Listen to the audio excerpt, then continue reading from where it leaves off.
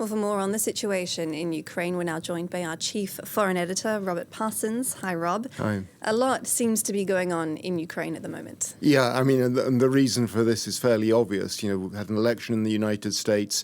We've got 2 months before Donald Trump comes into office. It's a hiatus, and everybody is trying to jockey for position to be in as advantageous a position as possible once Trump comes into power. And in the meantime, Joe Biden, apparently feeling some of the weight of responsibility coming off his shoulders, is at last supplying the Ukraine with ATACMS missiles, which has in turn led to what we've just heard there from Gulliver, the United Kingdom authorizing Ukraine to use Storm Shadow, a missile which can travel at least 300 miles or approximately 300 miles behind Russia's front lines.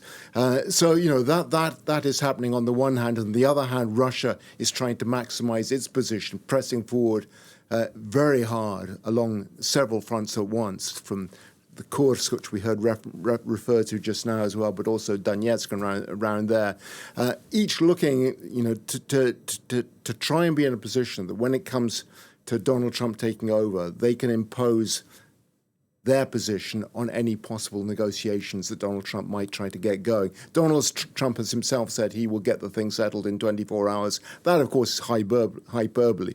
But he's quite clearly coming to the White House with an agenda for Ukraine, but we don't quite know what it is yet. You know, how he sees things developing. What sort of pressure is he going to put on Ukraine to settle a deal?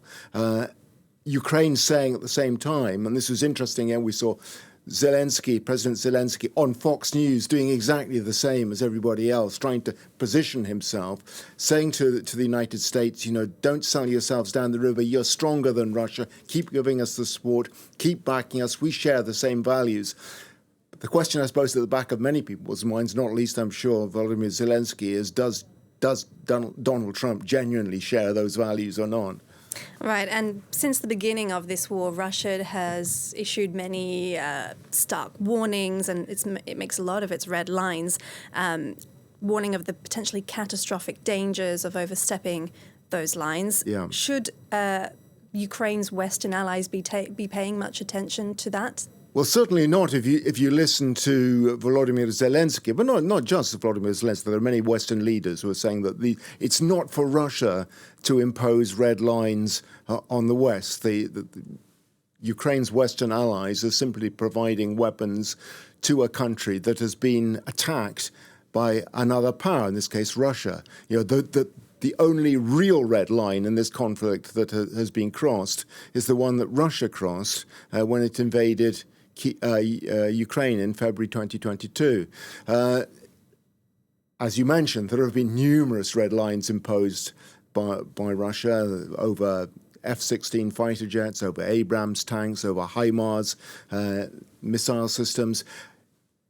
And each time they've been ignored and Russia has done nothing. This time Russia has tried up the ante even more by bringing in the nuclear element, revising its nuclear doctrine, saying that if Ukraine, backed by a nuclear power, attacks Russia with weapons supplied by that power, that could be construed by Russia as justifying a nuclear response. Is Russia likely to use a nuclear response? Very, very unlikely, I would say, because Russia knows perfectly well that if it goes nuclear, the West goes nuclear as well. So it's self-destructive, almost suicidal. But what Russia is trying to do is just make life difficult for the West, make the people who are taking the important decisions think, is this really worth it? You know, and for a long time that worked on ATACMS. Despite all the pressure that was put on Joe Biden by Western leaders and by Zelensky, he held back from supplying ATACMS. Now he's given them. All right. Well, meanwhile, on the battlefield, Ukrainian troops seem to be under pressure like never before. Enormous pressure. As I was saying a moment ago, from the north in Kursk region through Kupiansk in the north, Kharkov in the north, down along the eastern front of Donetsk, in particular around, you can see on the map here, the Vuhledar, Pokrovsk, and threatening now to take Kurakhova as well, which you don't see on the map there, but it's in that sort of area there as well. They have advanced more in the last year than they did in the whole of 2023. 2023, it's true, was a fairly static year in which the Ukrainian armed forces tried to go on the counteroffensive and failed. This year, it's the Russians who are on the offensive, and they're making gains. They're marginal gains at extreme cost in manpower, but they're grinding through the Ukrainian positions. A few kilometers here, a few kilometers there. Not enough at this stage to change the strategic position, but certainly threatening to the Ukrainians and costing the Ukrainians an awful lot in terms of morale and manpower as well.